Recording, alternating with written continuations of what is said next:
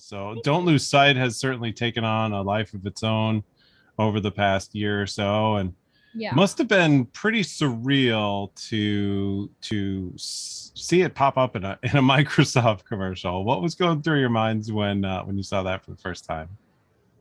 It was definitely really cool. I mean, it's definitely crazy to see your music in context that you've seen so much other music, if that makes sense. Like, Yeah. I so know the feeling of like watching a commercial and like hearing a song in a commercial all the time.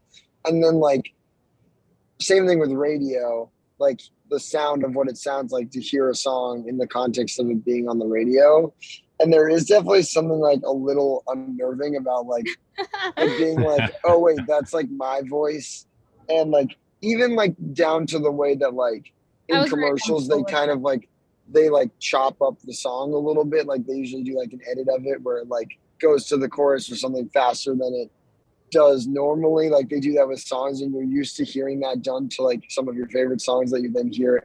And it was like very legitimizing and crazy to like hear our song go through that same process, or like on the radio when the song ends and it's like you're listening to 104 point whatever. Like there is something there is something crazy about that. So it's definitely cool. But I think more broadly, like Don't Lose Sight is a song we've really believed in from I mean, we wrote the first, we broke ground on the writing of that song back in 2019, um, and then didn't release it until 2021.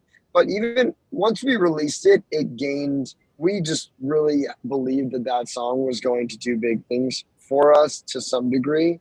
And when we released it, like it definitely was really popular among our fan base. It was like sitting among or at the top of like our most popular songs, but it wasn't like immediately outpacing our other songs. And I wouldn't say there was a disappointment, but it was more just like, okay, cool. So that's where it is. So, but I think that like between it going viral on TikTok and then that commercial and then the Shazams, it jumped into like the top 20 in the worldwide Shazam charts, which is an important metric for some people.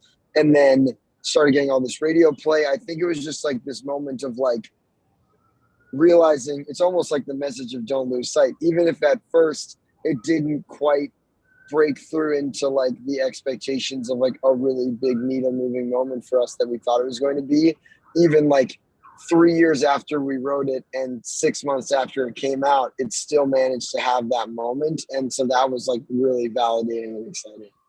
A little bit of a slow burn on that one, but Total slow burn, as so many things in our career have been. And I think that at the end of the day, that it's that can be a really good thing and healthy for like the longevity and sustainability of the project.